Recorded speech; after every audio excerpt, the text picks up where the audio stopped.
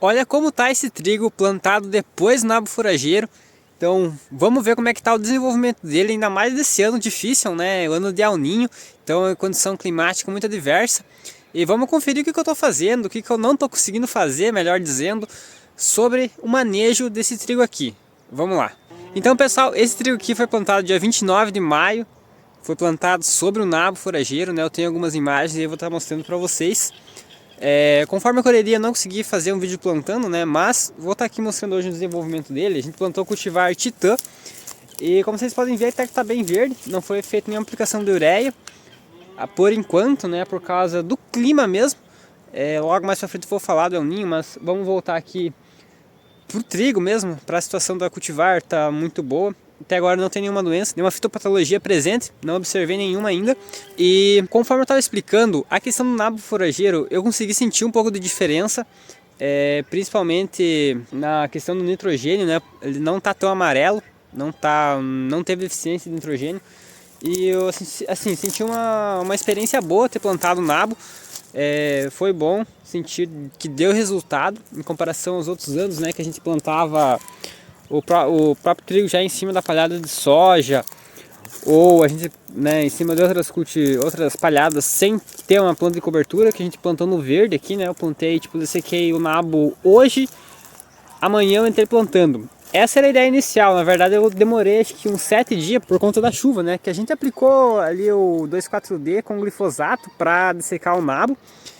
E era pro plano inicial, logo no dia seguinte a gente entrar plantando. Mas conforme a chuva, que o ano de El Niño aqui no sul chove bastante, então a gente não conseguiu estar iniciando o plantio no dia seguinte, então a gente demorou ali uns 7 dias para parar a chuva, o solo secar, porque aqui é uma região bem úmida, né?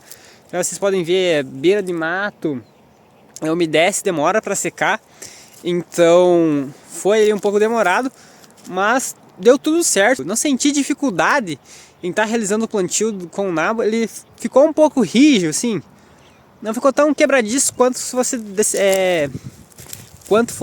dessecar e plantar no outro dia, mas deu um resultado bom, então foi satisfatório, né? Como eu mostrei para vocês, tá passando as imagens aí do plantio.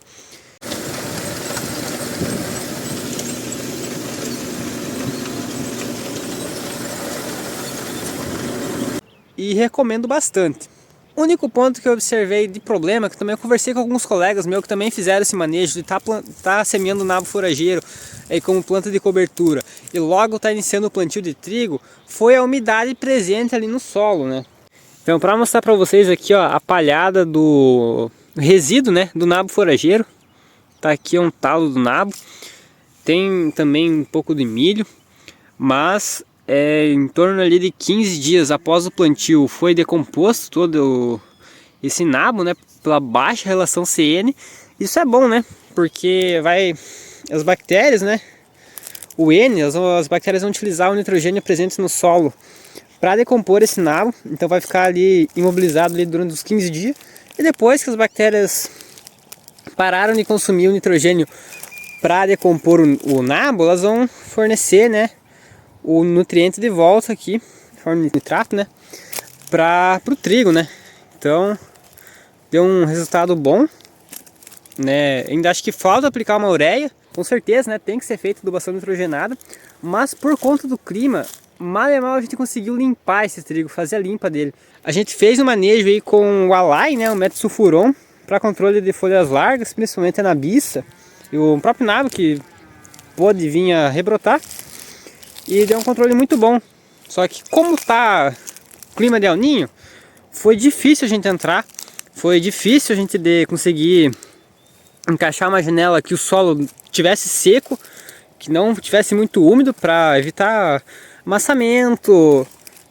Ainda mais aqui em casa, que é um pouco ladeira, né?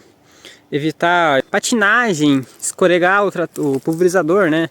Então pulverizador de hidráulica, mas mesmo assim eu puxo o trator na ladeira, não fica uma aplicação muito legal. Então foi um pouco difícil a gente conseguir uma janela para conseguir aplicar esse herbicida, mas deu tudo certo. E nessa mesma lógica de não conseguir uma janela ideal para a aplicação do herbicida, foi a mesma situação com a ureia. A gente não conseguiu até agora, até então, uma janela ideal para a aplicação de ureia. onde que ficasse solo seco e logo eu tivesse uma previsão ali nos 20 milímetros, porque ultimamente marca 20 milímetros, chove 100, 200, não, 200 nem tanto, né, tô exagerando um pouco, mas é difícil acertar, né, é uma quantidade exata de milímetros chovidos, né, então dificulta um pouco o nosso trabalho, o manejo, a gente ter um planejamento melhor, né. Mas graças a Deus essa semana abriu um sol, tem a previsão de 2 semanas de sol, então a gente vai conseguir fazer alguns tratamentos nele, como aplicação de inseticida e fungicida mais para frente, né? Por conta que tem pulgão. Eu andei observando aqui, tem uma população de pulgão. Óbvio, com o clima chuvoso, umidade, o pulgão não consegue se desenvolver tanto, não consegue reproduzir tanto. Mas eu observei bastante. Não chegou assim, eu quero ver se eu acho aqui um ponto com pulgão. Essa área aqui não vai ter tanto, mas lá pra lá vai ter. Achei uma ninfa. Tem alguns pulgões adultos já, mas a maioria é ninfa. Esse aqui acho que já é adulto, ó. Coloração marrom. Olha pra vocês verem aqui, nesse ponto aqui eu achei uns 4. Mais lá pro fundo lá eu achei uns 5 até 6. Então não tá no nível de dano econômico ainda, né, pra gente fazer o controle. Mas logo menos vamos estar realizando, por conta que logo vai chegar esse ponto, né. Então como a gente sabe que logo vai estar chegando, o clima não tá ajudando, então a gente vai fazer aí o controle mais pro final de semana. Hoje já é recém segunda-feira. Então antes de ter a próxima chuva a gente já vai fazer o controle. Eu vou monitorar de novo, né? Dar uma percorrida na roça, ver de novo conforme vai. E tá fazendo a aplicação de inseticida para controlar o pulgão, né? Sabe aí que o pulgão tem um nível de dano muito grande na cultura do trigo, né? Então ele suga toda a seiva elaborada aí do trigo. Então vai estar acarretando perda na produtividade.